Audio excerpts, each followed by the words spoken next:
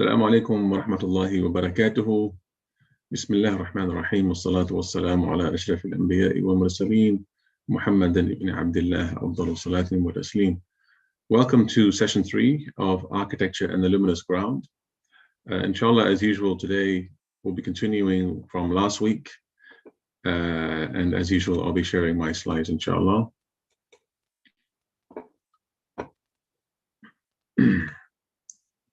So this week's talk, inshallah, will be about the material cause. So just to recall from last week and the previous weeks, what we mean by material cause, we said that following Aristotle, everything in existence, anything that's made, any object, has 4 possible causes.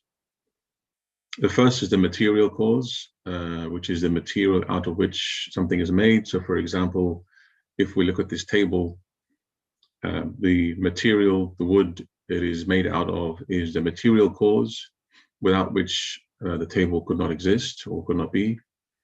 There is the formal cause, and the formal cause is basically the design in the mind of the designer.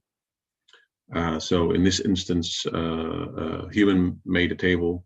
So the design in the mind of the carpenter is the formal cause. The efficient cause is the tools and the means by which it came into being. So it's the human carpenter using the efficient, using the tools to make the table. That's the efficient cause. And the final cause, of course, is the dining experience. The reason why we make a table is to enjoy a dining experience. So I found these 4 causes for explaining the existence of something very useful in talking about architecture and talking about the ideas that I want to discuss in a bit more detail. Last few weeks, we focused exclusively on the architecture and the luminous ground. We focused on the final cause, as it were, which is the overall objective of the building. And we said that obviously, of course, the overall objective of a building like this mosque, for example, is to reveal basically a zikr, or a remembrance of Allah subhanahu wa ta'ala, or to reveal the face of Allah in all things. In this case, a mosque is a hub, a center, a node, a sacred place in which the divine is experienced in this world most intensely. So the final cause of a mosque is really that encounter with the divine, or the presence to the divine, or the immersion in that luminous ground in which we discover and see the face of God. That's ultimately the overall objective of a mosque. There is then the material out of which it is built, in this case, sandstone.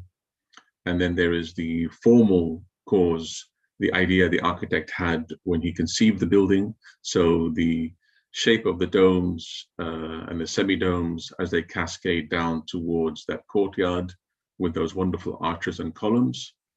All this is the formal cause. It's the design in the mind of the architect.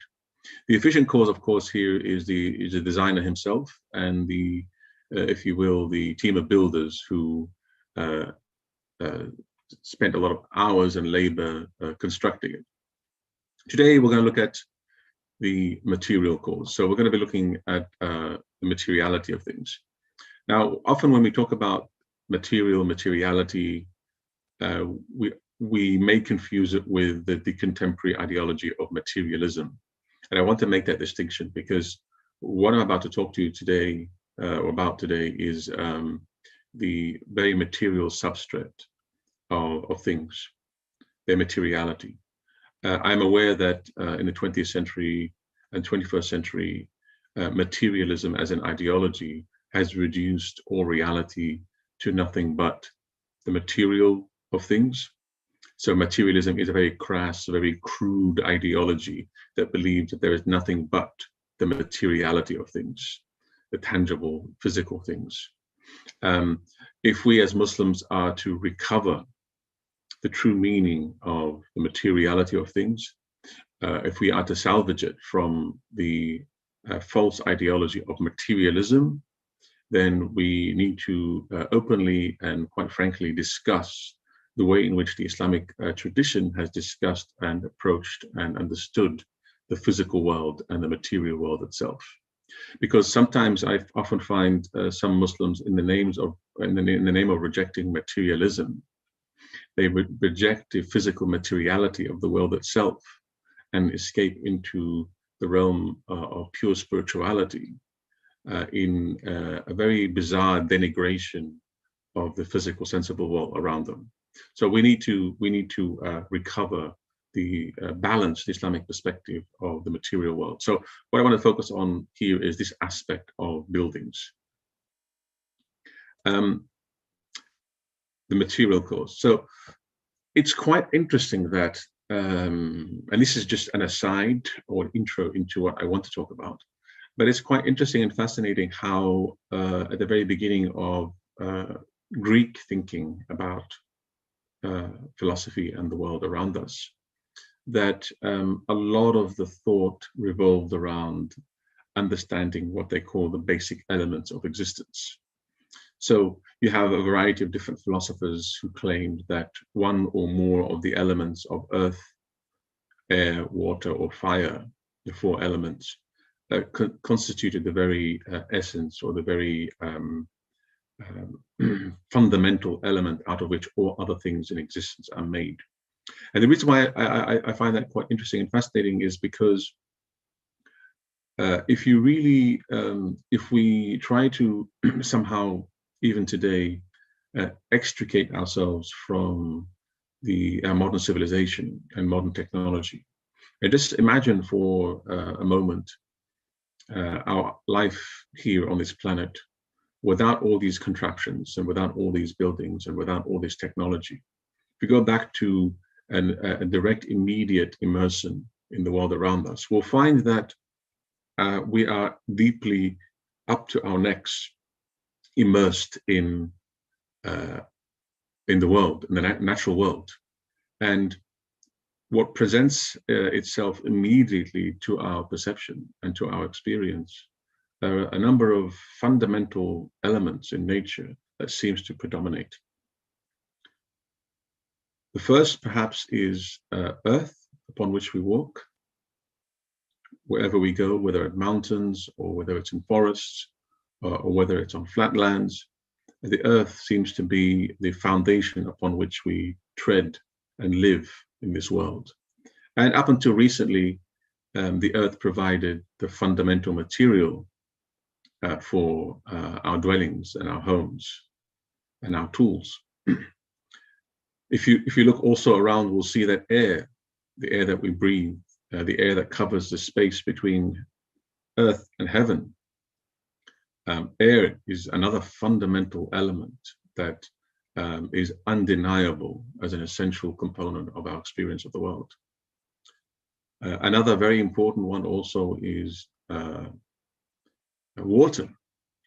Not only the fact that our bodies are composed mainly of water, and not only because we're surrounded by bodies of water, which is a very important observation, but also because water is, and always has been understood, given the way it works in the natural world, the source of life. So you tread the earth and you see earth everywhere beneath our feet. We look up and we see air surrounding us, entering into our lungs, sustaining us. We drink water. Water is a source of all life on earth, plants, trees, animals, humans. And the fourth is the element of fire and or light. And they're quite similar. So the fire of the sun, which produces light. Without light, there is darkness. Without light, there's no perception. Without light and fire, there is no life itself. And so if you really think hard, you can't think of any other element beyond these four that constitute the very bedrock of any life in this world. And so a lot of these Greek thinkers began to think really from their experiential perspective, on the nature of reality and the world around them, that these fundamental four elements that we see around us in the natural world must be symbols of four even more fundamental elements of reality itself.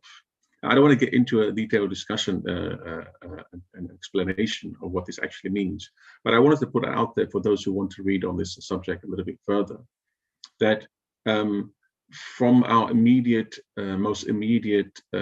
intuitive engagement with the world of nature, which the Quran constantly invites us to do on every page of the Quran, to engage with the heavens and the earth and the natural phenomena, we arrive at a number of fundamental elements that constitute the nature of our human existence.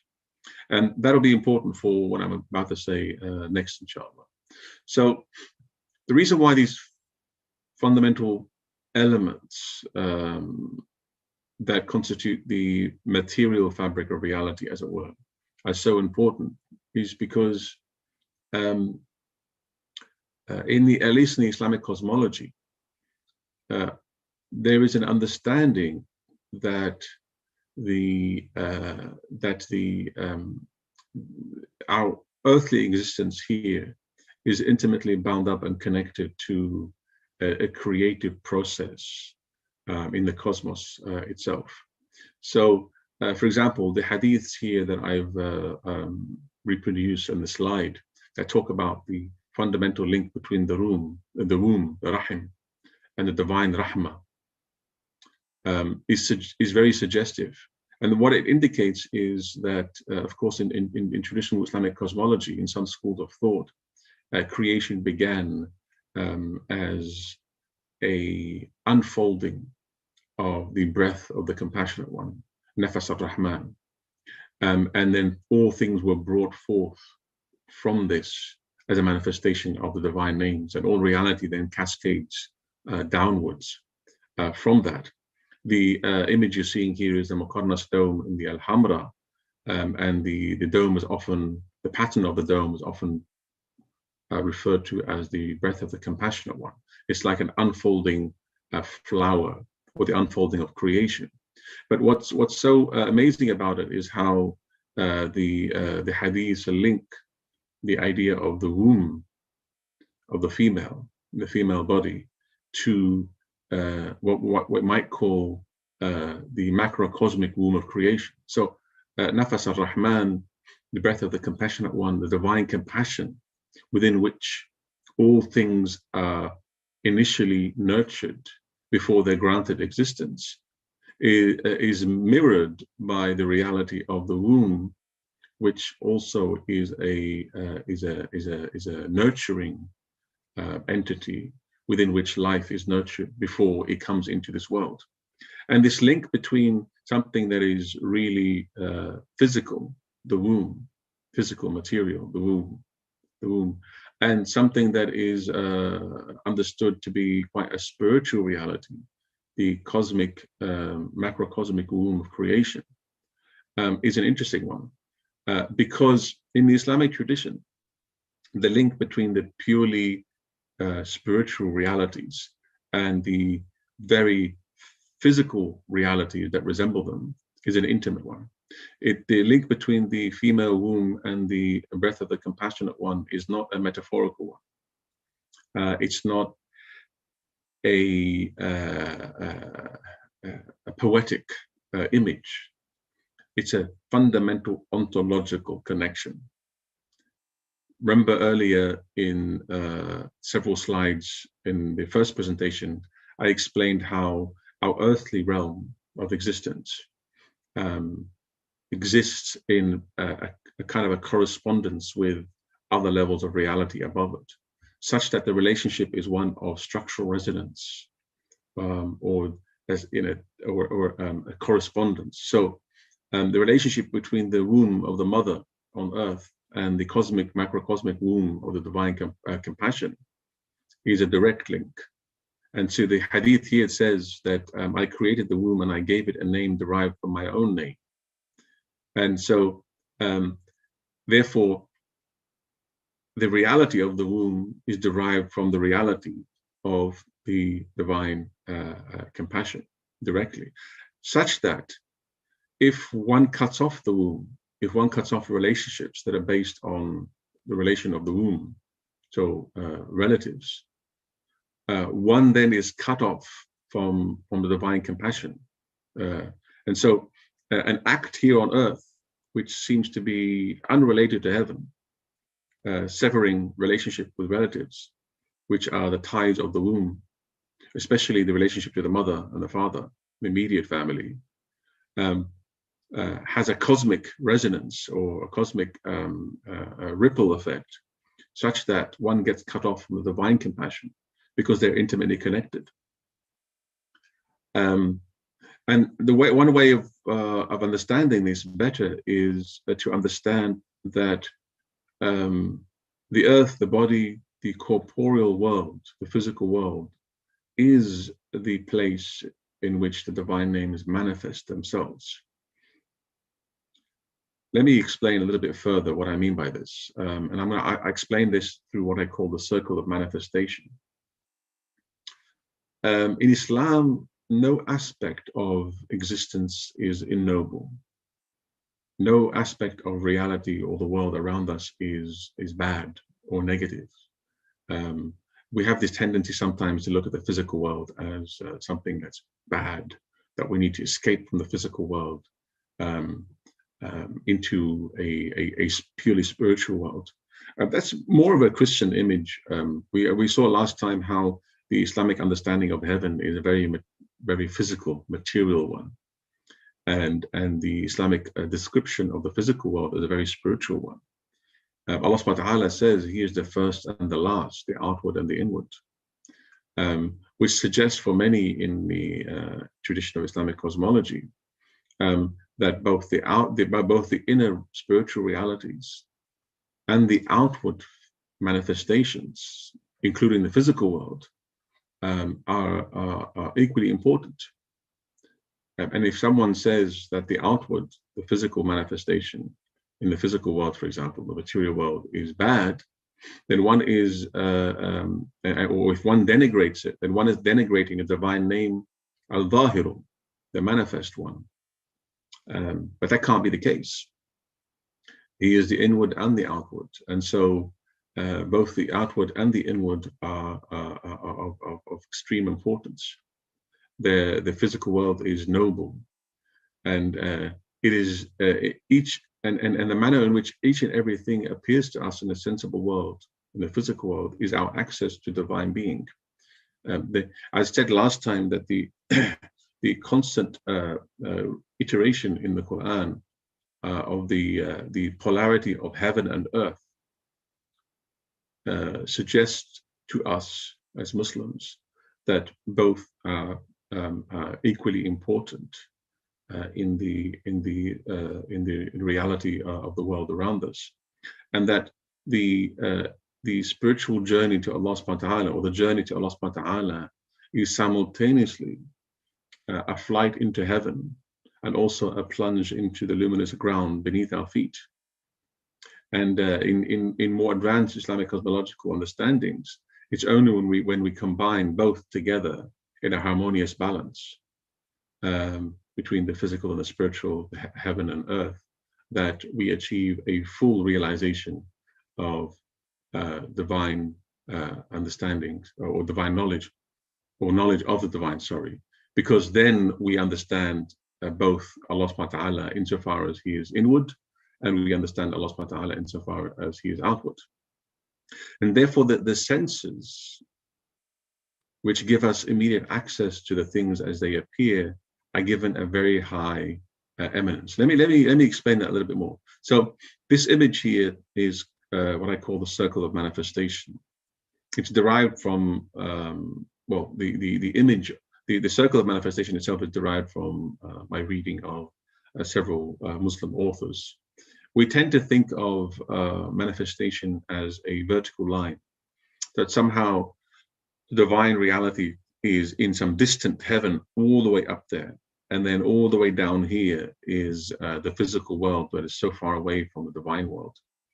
That's a very, it's not entirely incorrect, but it's a very, let's say, problematic understanding of manifestation and creation. Because if we understand many of the Quranic verses where Allah Ta'ala says, وَهُوَ مَعَكُمْ أَيْنَمَا كُنْتُمْ, He is with you wherever you may be.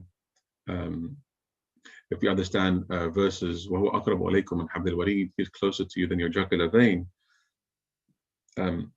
And if we read verses like that, where Allah Ta'ala says that He will show us His signs upon the horizon outwardly and within ourselves, the horizon of our own inner reality, we understand that things are a bit more complex than that image. In fact, a more accurate image would be to draw a circle where the most inward, so if creation begins at the beginning of that circle, where the most inward spiritual realities, al-batinu, is located, let's say, then the end of creation won't be a line, a vertical line moving forward, but actually a circle where the circle begins is where the circle ends. And so paradoxically, the most inward is the most outward at the same time. So if you look at this image here, for example, the most inward here is the flip side of the most outward, and the most outward is the other side of the most inward, which suggests that the inward reality of all the things we see around us is so intimately connected. It's literally just around the other side. It's not in some distant realm, as it were. But why do we have this persistent image that we are down here and Allah subhanahu wa ta'ala is so far away somewhere else? Well, that's because if we look at the nature of reality from our perspective, the perspective of where we are ignorant and we are veiled from reality, then of course, from the perspective of being veiled from reality, the journey is long and far towards the divine reality, all the way up there somewhere. So the image of a vertical line where we have to penetrate so far from the physical world to the spiritual world, from the outward to the inward, that's a very long vertical line. And it is a correct image from the perspective of our veiled reality. However, from the perspective of reality itself, the true image of what reality actually is, it's literally on the other side of the things that we see. The inward is literally just the flip side of the outward. There's no distance between them. وَهُوَ أَقْرَبُ إِلَيْكُمْ مِنْ حَبْلِ الْوَرِيدِ. God is closer to us than our jugular vein, right here. He's literally closer to us than our jugular vein. He is with us upon every state we are in. That's the nature of reality. So from a divine perspective, God is telling us, I'm already there with you, next to you, all the time. But from our perspective, of course, because we can't see it, we often feel and imagine divine to be distant, not because the divine is distant, but because we are distant, we are veiled. And it's very important to bear in mind, because in what I'm about to talk about a little bit later, if this is the Islamic understanding that the most inward spiritual realities are actually the flip side of the most physical realities, then the spiritual and the physical literally separated by a very, very, very thin veneer. So the physical world is God's creation as much as the spiritual world. In this realm of creation, we can only know God through the corporeal bodies.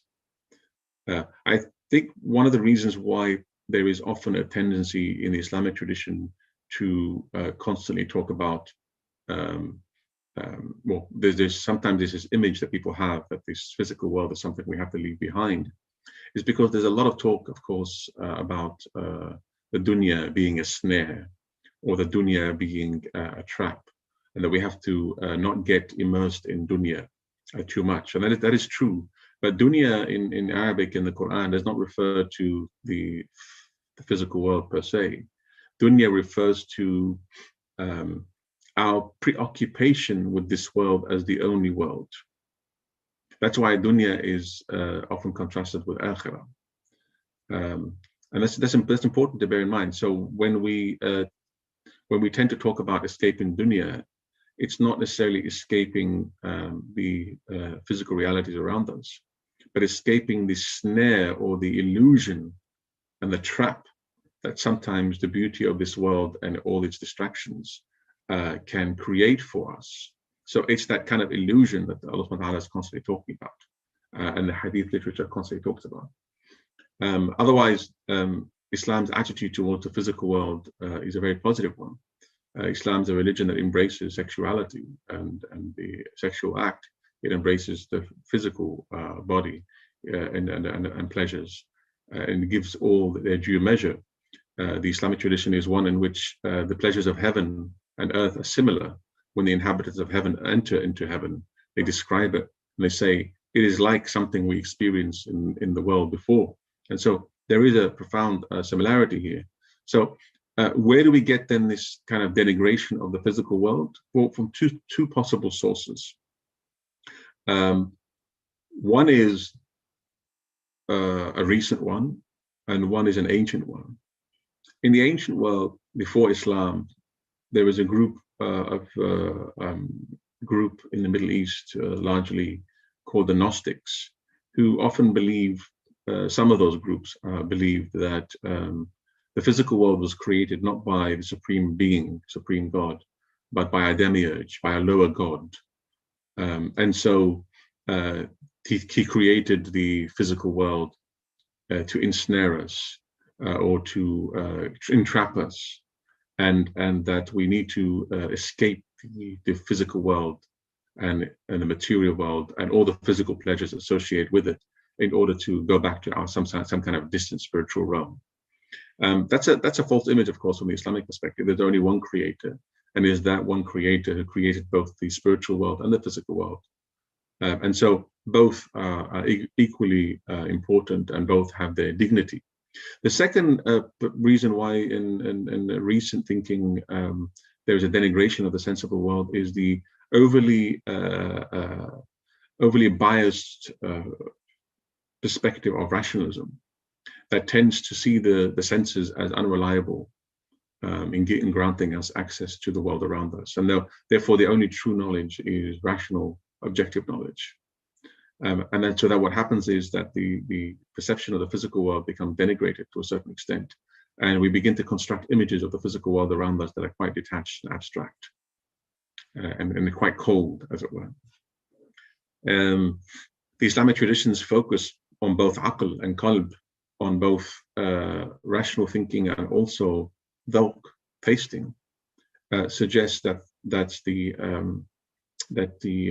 experience of the world around us cannot only be mediated by abstract rational thinking, but also have to be mediated through direct immediate experience. And the immediate experience is rooted in the physicality of things. So, for example, if we look at this tree here, it's a banyan tree. If we try to study the tree from a purely rational perspective, we find ourselves moving away from the immediacy of the tree itself into abstract categories, like the banyan tree belongs to the fig tree category species.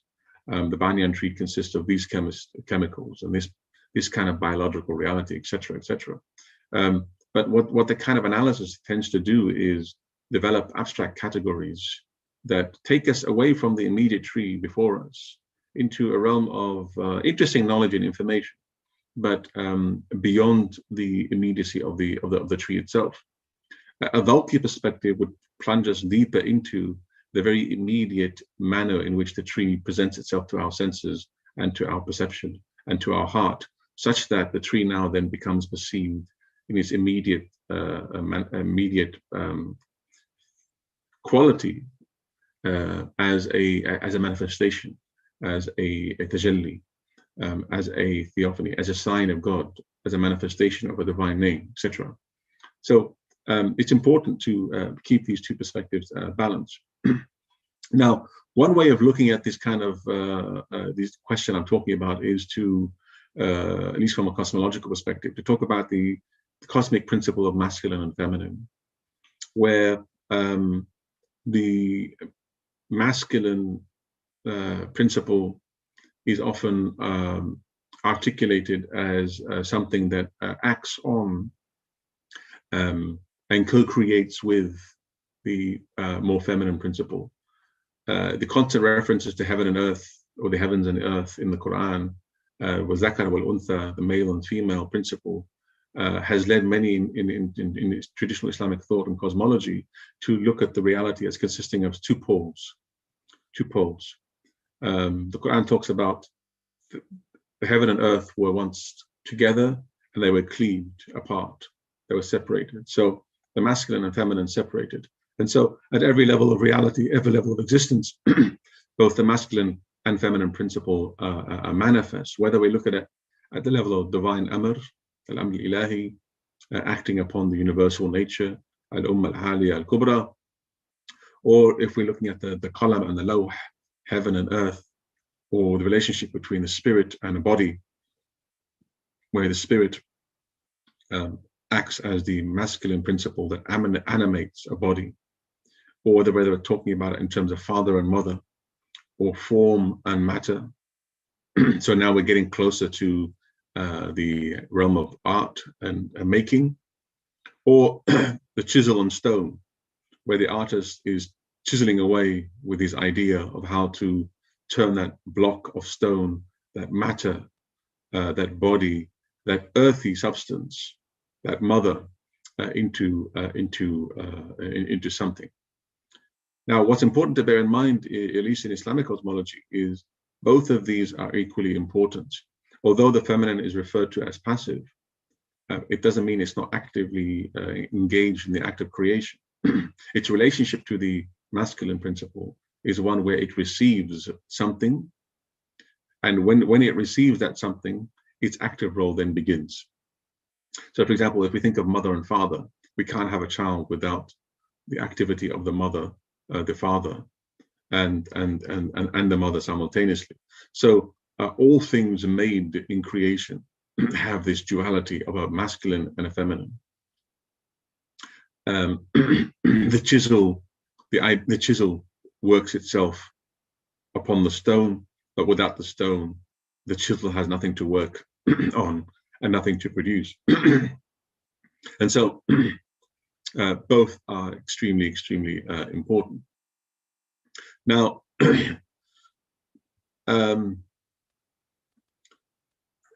I found years ago reading a very interesting French philosopher, Gaston Bachelard, who's also a scientist.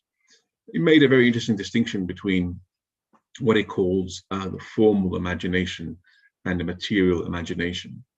And what that means is basically, if you look at the image on the right-hand side, Gloucester Cathedral, some of you may be familiar with this image because you've visited the building or you've seen it in Harry Potter. It indeed has a kind of a magical quality about it. It's overwhelming and dazzling, quite mesmerizing. But if you look at the kind of the cave-like structure flooded with light, you will see that there are these wonderful arches. There's this ornament, the colored stained glass windows. All these are very important parts of the building. But these are forms. These are forms. These are shapes. They are forms. What Gaston Bachelard is trying to say is that we have to make a distinction between the forms that impress us and the very material itself that impresses us. And looking at a building like this, we're often taken aback by the form themselves. We tend to forget the material out of which they're made, or at least we sense it unconsciously. But think about it. When you look at a building like this, you're not really dwelling on the stone itself. You're looking at the form that the stone now takes. But what he's trying to say is quite important. We need to understand that something like this, when we look at something like this, there are two things happening simultaneously at the same time. Now, in experience, we can't really separate them, but it is important in thought to separate the effect of these two things, the formal effect, or the influence of the form upon us, and the influence of the material itself. I'm going to talk about the forms next week, but it is important that what subtends the forms is not reducible to them is the matter itself, the stone.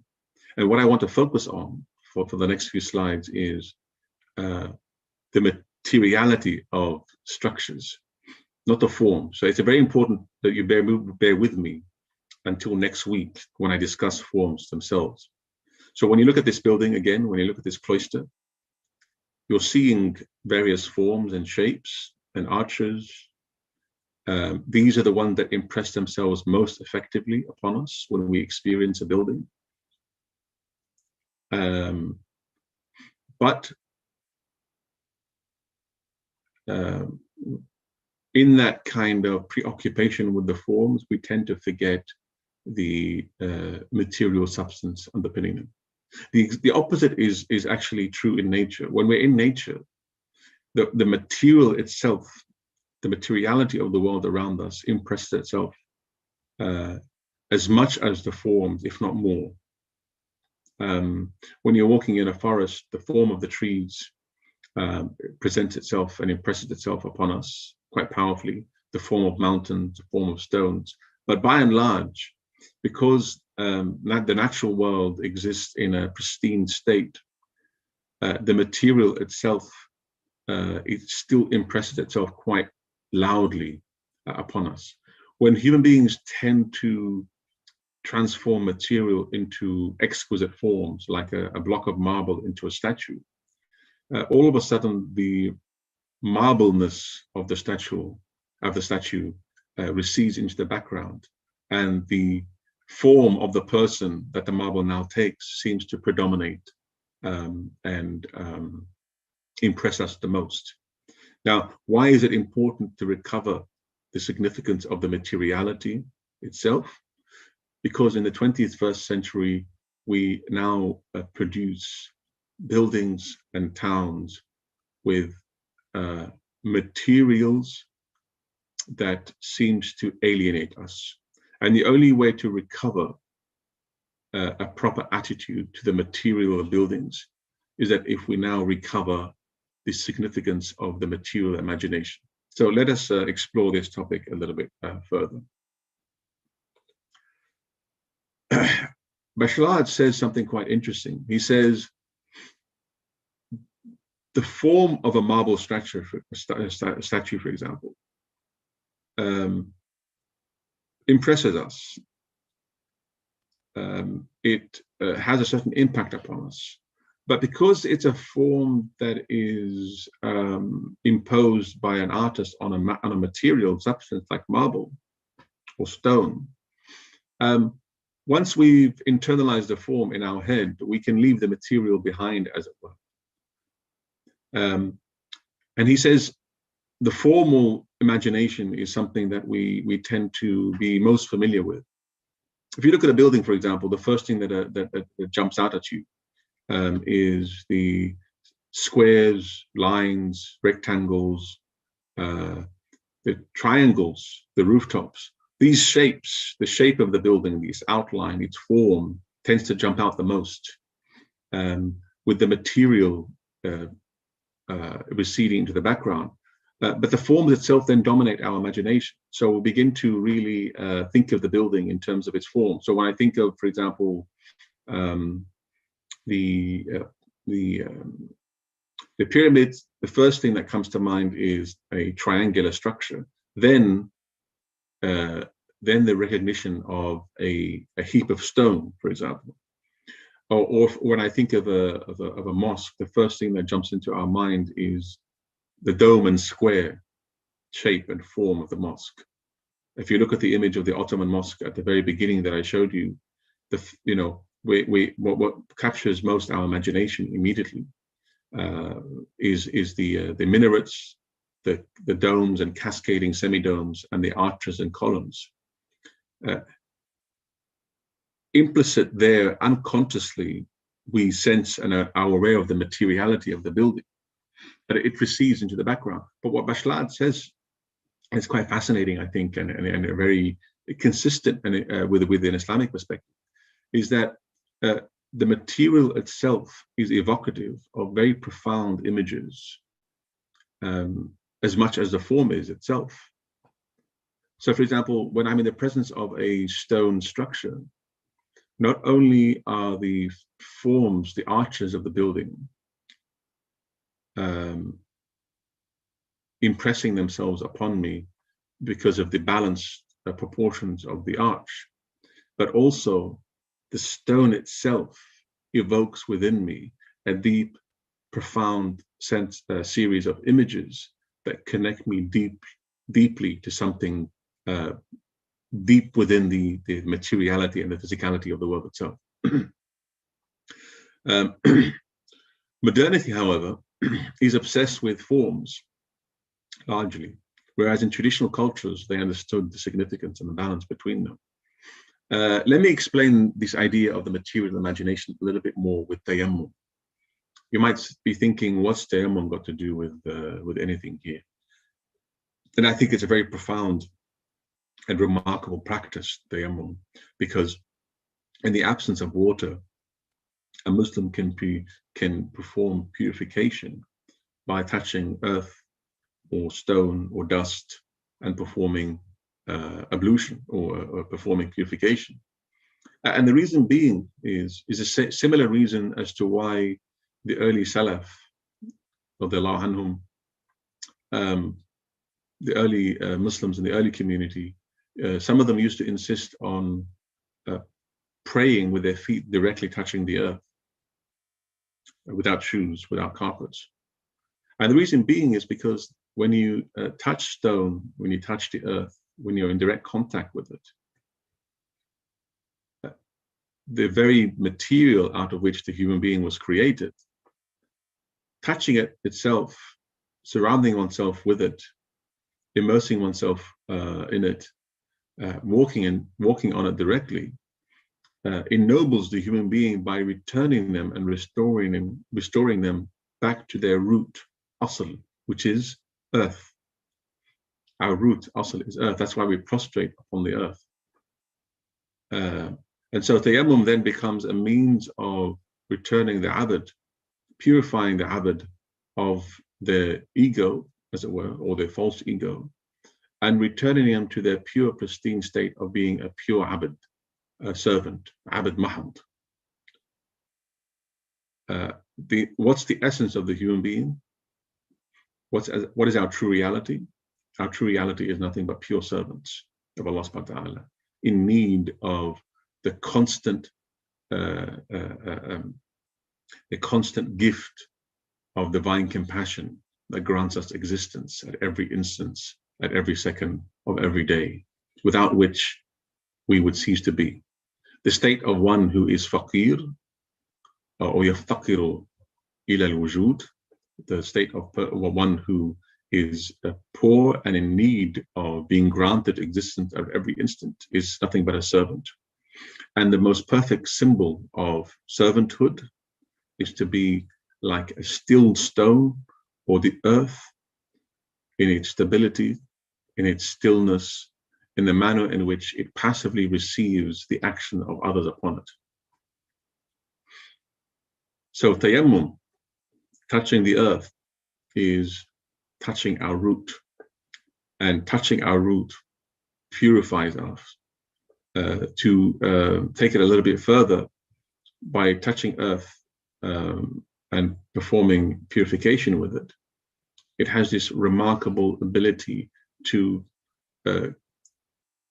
start or initiate a train of moods, of feelings, of inner states, of modesty, of tawadu', of khushu', and of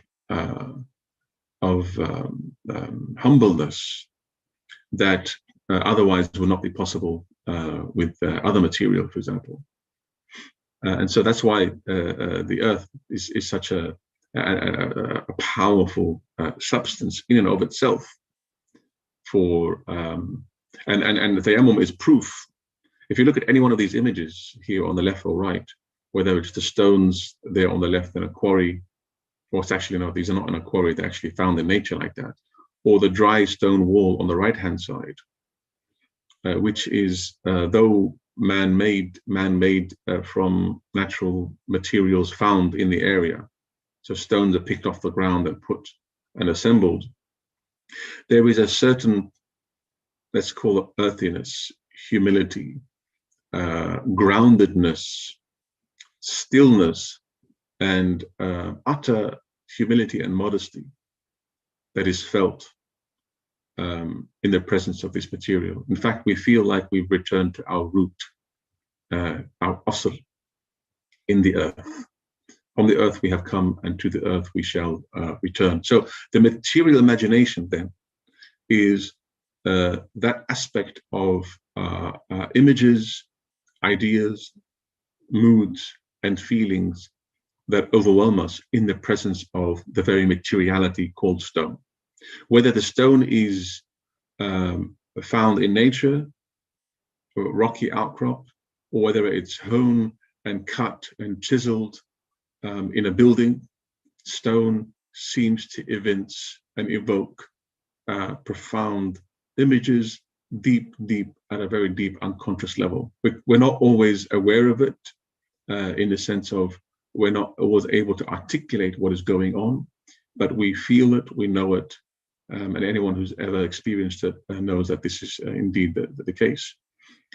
Again, water, if we go back to the fundamental substance that was used in wudu, for example, water. If we go to the image I talked about earlier, about the circle of manifestation, we'll find that water, Allah Ta'ala describes water as the source of all life, all living things. Why do we use water in wudu? It's a very interesting question. It's quite remarkable that in water, water is a substance that many have tried to understand. What is it about water that attracts us so much? People pay millions of dollars to buy waterfront views. We see a body of water, we're drawn to it. We have to sit. We prefer to sit by the river, by a lake, by a fountain, by the ocean. Something happens to us when we are in or around water. What happens is, because of the munasaba, this kind of sympathetic resonance or correspondence between our inner reality and outer reality, the wateriness of water is something that transforms us. Because what is water? Water is an undifferentiated, or the closest thing in the physical world to being an undifferentiated, boundless substance that binds and connects all things within it. So in water, we become watery.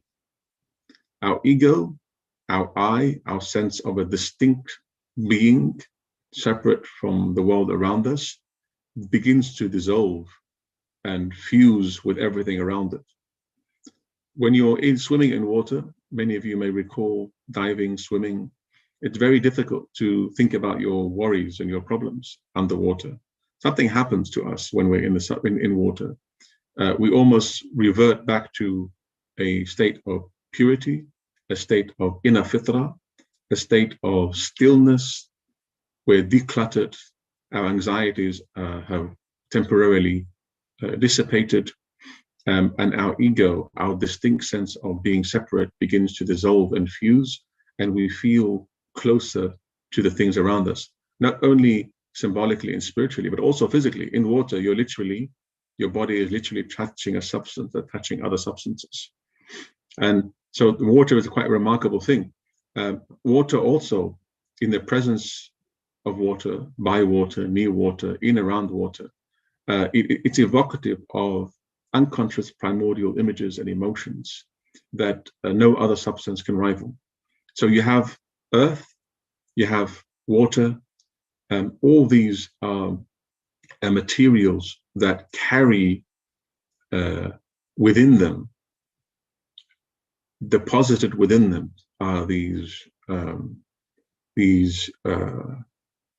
qualities that are quite remarkable. Prophet ﷺ used to say, do not curse the wind, air. And in another hadith, he says, I sensed the breath of the compassionate one coming from the Yemen. In the air, he sensed the air being a physical substance. In the physicality of the air itself, he sensed the nafas, the breath of creation that brought all things into being. And so this, if we go back to the image of the circle of manifestation, we can see indeed that the most outward thing, air, is the closest thing to the most inward thing, which is nafas al-Rahman. So we're up to, in the physical world, we're literally up to our necks, drowning in the highest spiritual realities, which are literally just on the flip side of the physical things that we see around us.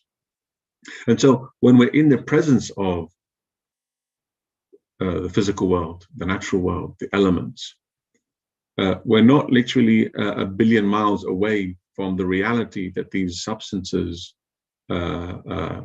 manifest. There's a wonderful image sometimes that I've often drawn before. I didn't do it here because I didn't really want to perhaps offend anyone, but there's an image I usually use that where an image of someone plunging into a body of water, but emerging out into the primordial waters before creation. You know, in some of the Hadith al-Qudsi, Allah Ta'ala says, the Prophet ﷺ tells us also, and in some of the Hadith Qudsi, that God's throne was upon the waters, or God's throne was upon the waters, as it were. And there's an image we find in some of the Islamic tradition, also in the biblical tradition. But if one were to ask oneself, what is that water? What's its relationship to the water in the physical world? The answer is they're both water, but we're only familiar with water in its physical sense, not in its otherworldly sense. However, by immersing ourselves in the water in this world, we're simultaneously immersing ourselves in the reality of water in the other worlds. And so plunging into a body of water here takes you, theoretically speaking, to the primordial waters out of which all creation came into being. And that's a very beautiful image because it suggests that the physical world is not metaphorically related to the spiritual world. It literally is a doorway to it. We're up to our necks in the spiritual world.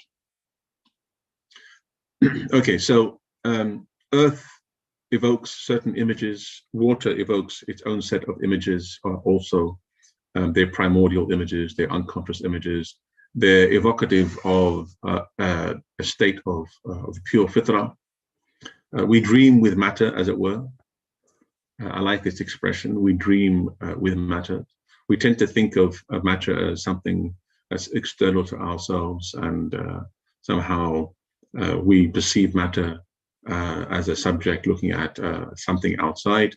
But in fact, when we're in the presence of the material world, if you remember the slide I mentioned a few weeks ago, the continuum between the psyche and the matter, between the inner world and the outer world, what that suggests is that when we're in the presence of matter and material, we think with the very primordial images, as it were, that are deposited in them.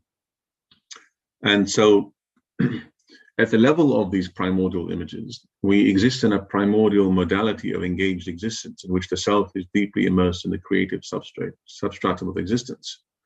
If you look at the columns here, for example, if you look at this Cordoba mosque, the first thing that impresses us, of course, is the forest of columns, marble columns with the stone capitals and the stone and brick arches. That's the formal imagination really imbibing it and taking it in. But what also impresses us, although we're not always as conscious of it, because it's more unconscious than explicitly conscious, is the materiality of the arches and the columns. Another way of putting all this is to say that the material world, the mother, our nurturing Mother Earth, has an independent influence on us that is qualitatively different from the father or form. The earth, of course, associated with nurturing mother, caring, compassionate, impacts us in ways that are independent of the father or the forms themselves. And so, why is this discussion of materiality so important? Well, because in the 20th century, we've lost the use of natural materials. And natural materials are extremely important because natural materials like stone, brick, and wood, they have a remarkable ability to invite our perception, allow us to caress their surfaces, and allow us to penetrate into their essence and abide there with their images. If you've ever compared your experience around a stone building or brick building, and then a concrete or metal or synthetically produced material building, you will feel that one seems to draw you in, nurture your experience, and allow you to dream and abide and feel, whereas the other seems to block you out, alienate you, and almost forces you to recoil upon yourself. Natural materials express age, they express history, they tell the story of their origins, and more importantly, they age with grace. Human beings need to experience time, and perceiving time is crucial for our own sanity. Natural materials embody duration itself. Look at any of those rocks in the stream there, or on the bridge, or in the house in the distance. The time it took for the stones to form and the bridge to form, the duration itself is embodied in the actual material itself.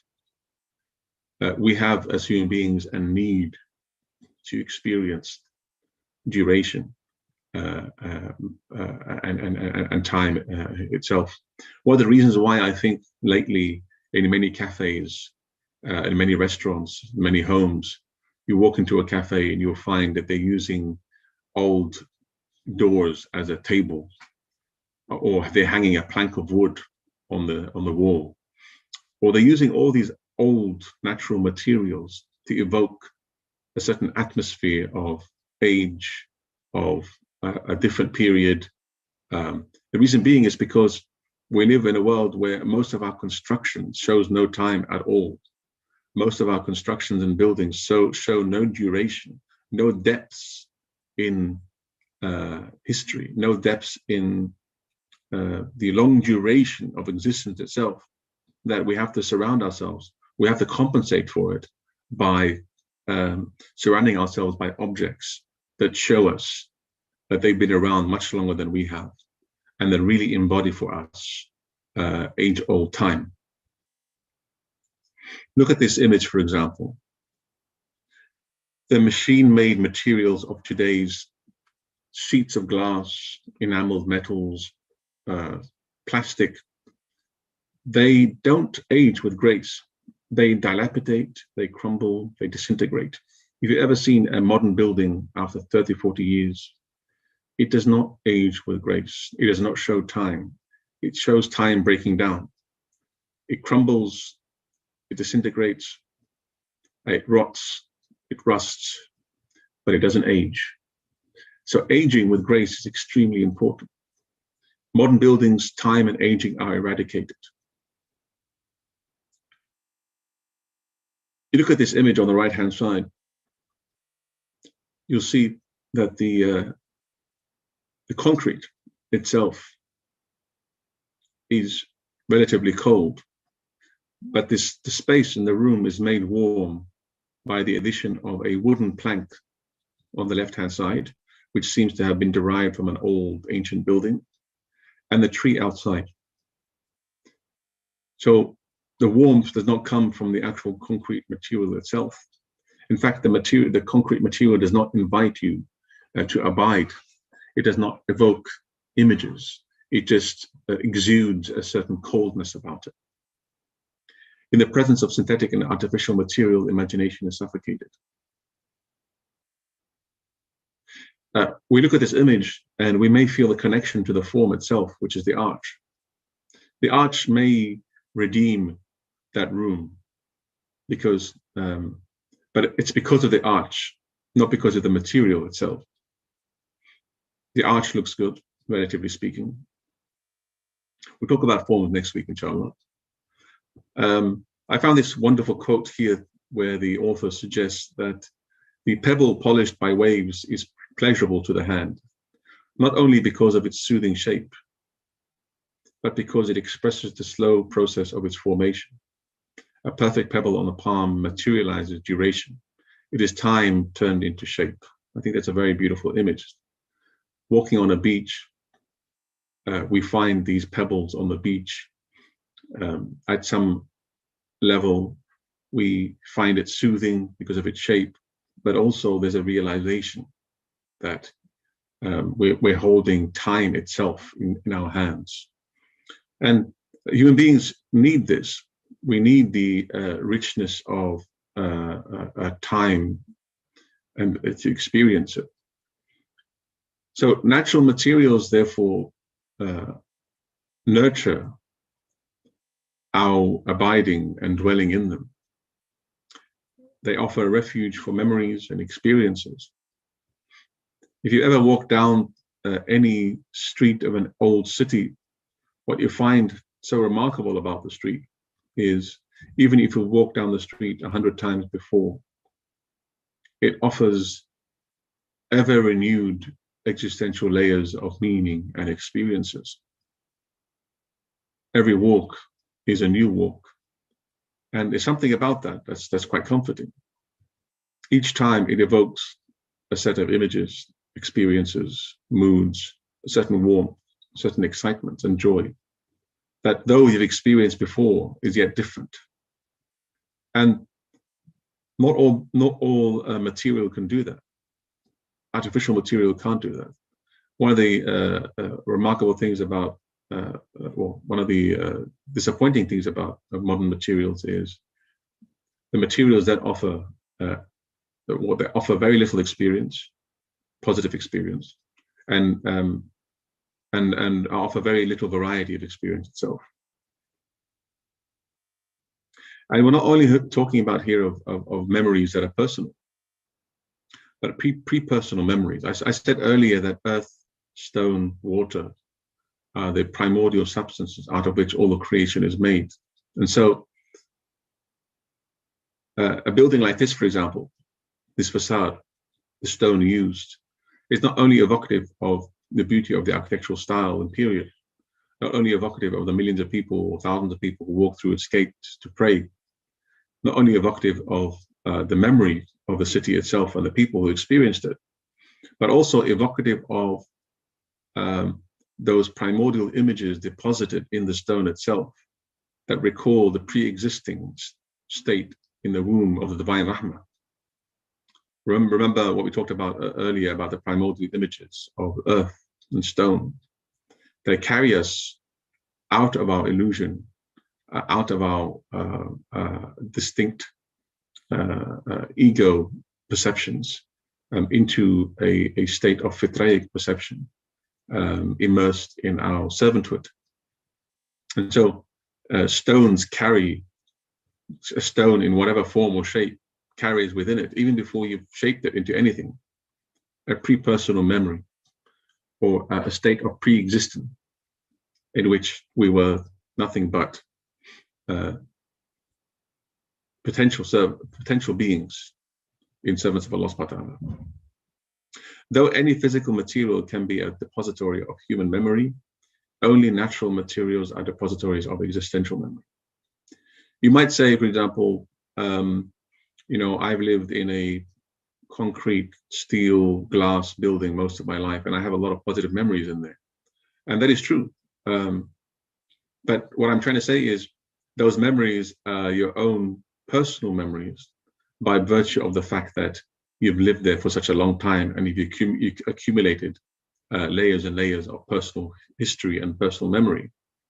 But what the building denies you is layers and layers and layers of an existential memory related to the deeper layers of your own existence as a human being and as a servant. And that's what natural materials do, which is why in a building made of natural materials, not only does the building a depository of personal memories. So I live in a stone house, for example. I grew up there. It's a depository for my own personal memories of my own life, but also by virtue of the stone itself and the natural materials, they contain also memories of our pre-existent state, memories of our fitraic state, which modern synthetic material constructions do not evoke, which is why we feel so alienated in modern buildings. They don't connect us to something deeper. A modern building may connect me to my own personal memories of living there, but it doesn't connect me to my pre-personal memories of my deeper fitraic self that lies deep and beyond my own personal consciousness and my own personal ego.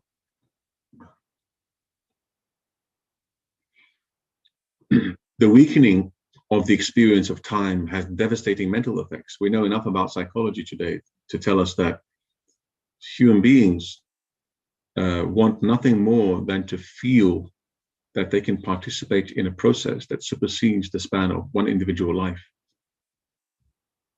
Our life on earth is short, but human beings need to feel like they can be part of something that began way before they came into this world and will outlive their very existence.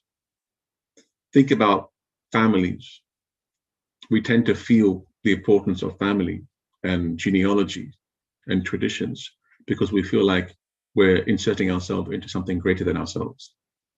Likewise, with time, with buildings, human beings need to feel like they're part of a process, they're part of a reality that extends far beyond their own individual life, because that's what gives their own individual life greater meaning. That perhaps explains why we tend to flock to old cities around the world, why we get a deep sense of belongingness there, because these places have been standing for thousands of years and will continue to stand for another few more thousand years. There's an intangible mystery about these places that is evinced by the very physicality and materiality of them.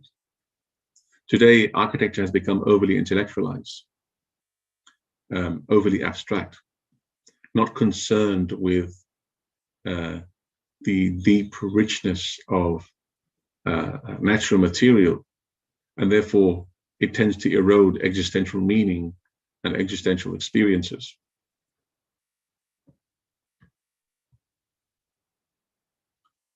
Okay, I just put these slides up there for those who want to see them again.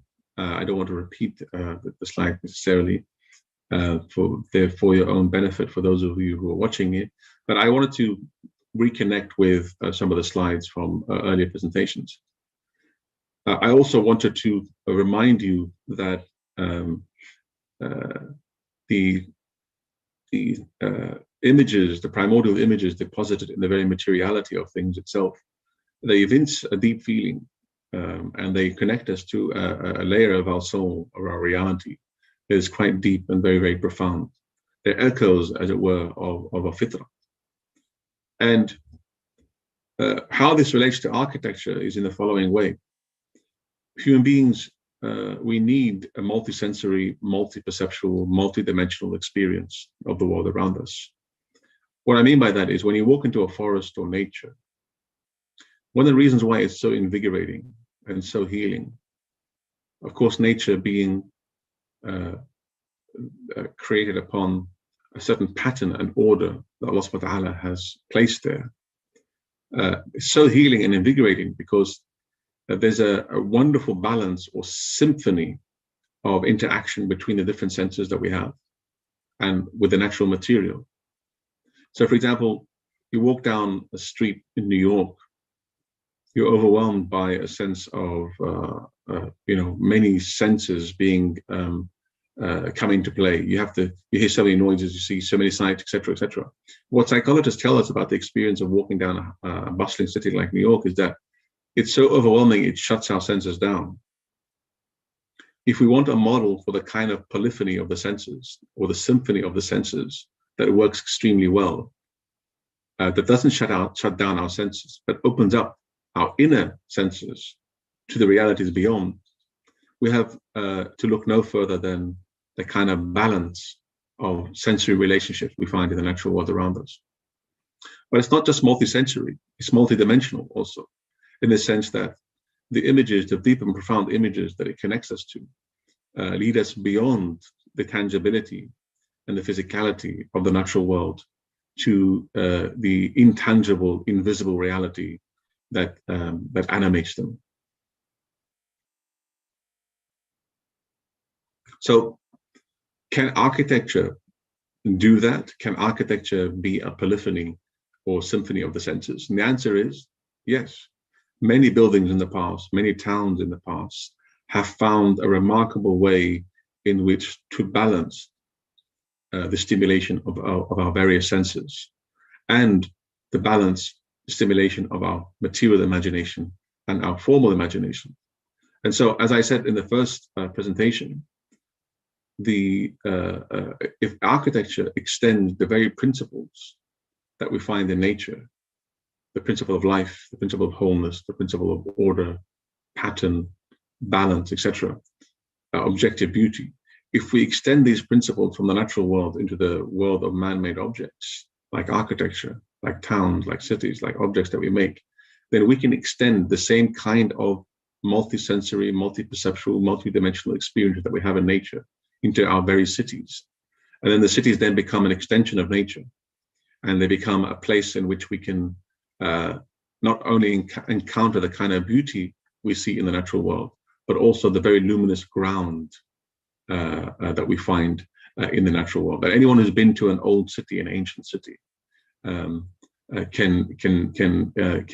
confirm for themselves the reality of this experience of coming really close to something that transports us beyond this world into something much more luminous.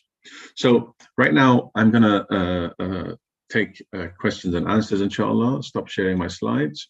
I'm going to look at the Q&A. So for today,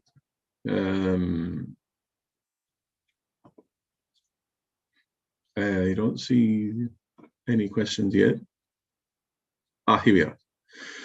Traditional architecture has emphasized the verticality as a symbol of faith. Gothic buildings of the Middle Ages. How does Islam deal with the appropriation of space that is not needed and not used? Specifically talking about how we design large buildings that have little value, save for aesthetics such as mosaics and calligraphy. I don't think I understand the question. Specifically talking about how we design large buildings that have little value. I don't understand why I don't agree that certain buildings have little value except for mosaics and calligraphy. I'm not sure I get that question. How can we look at illnesses that derive from the natural world? Why do you think we seek to sterilize our environment and habitat? I think one of the things I think I mentioned it earlier in the previous presentation. I said that some people may feel illness or aversion to natural world. It's very rare, but it does happen. And it usually results because of a personal psychological trauma. It doesn't invalidate anything we said. In fact, if anything, it proves it. Some people's own personal trauma in the presence of a natural habitat can trump their otherwise natural fitraic love of the natural world. And I suppose one of the reasons why we tend to overly sterilize our environments is because we've lost touch with the natural world itself, such that we've become we're unable to when we're unable to live naturally with them, we tend to develop then all sorts of different diseases and illnesses, and that really reinforces our tendency to then sterilize the environments more and more. I think we need to return more to the immediacy of living in the natural world and rebuild up our immune system to a state in which we can comfortably live in the natural world without the kind of sterilization that tends to dominate. The modern constructions in Mecca are horrendous, from my opinion, extremely short-sighted and catastrophic.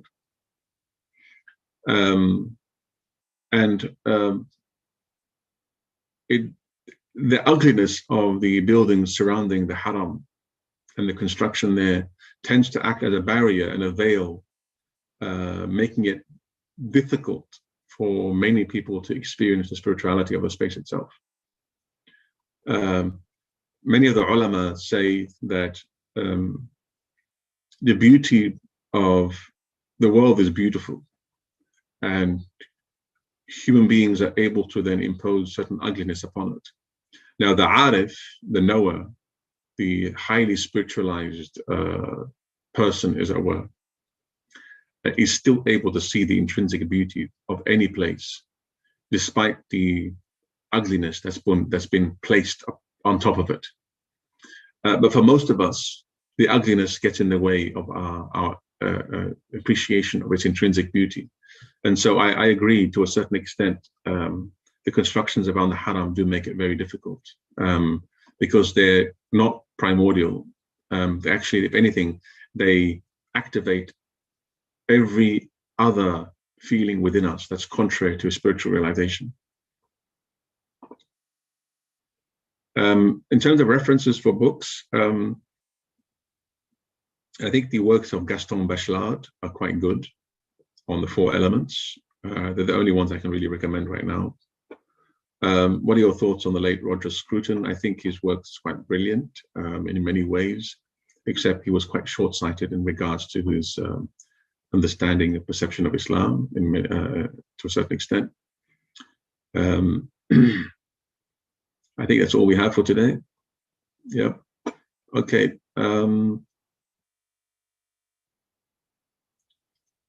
Some of you have raised the issue in the past about pantheism and the dangers of pantheism.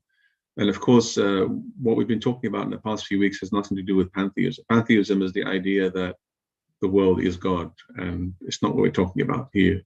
What we are talking about here is that we can encounter the light of God.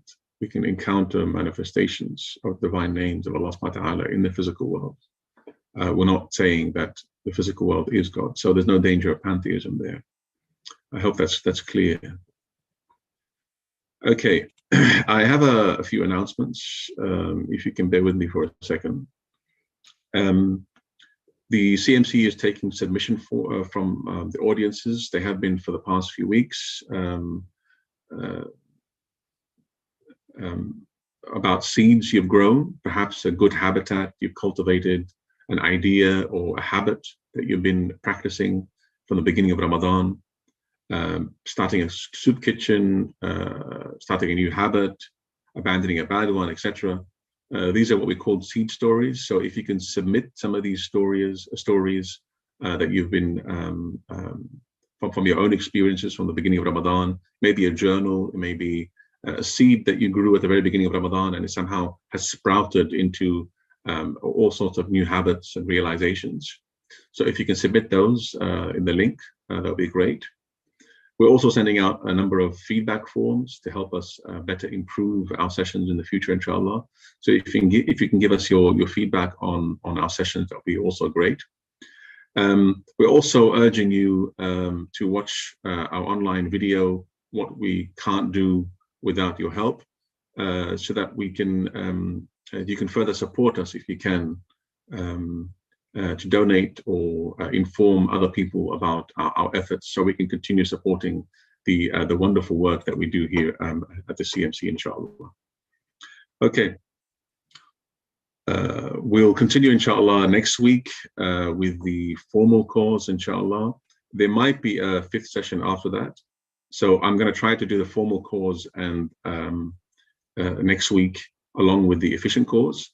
And if I'm not able to, then we'll split them into 2 separate sessions, inshallah.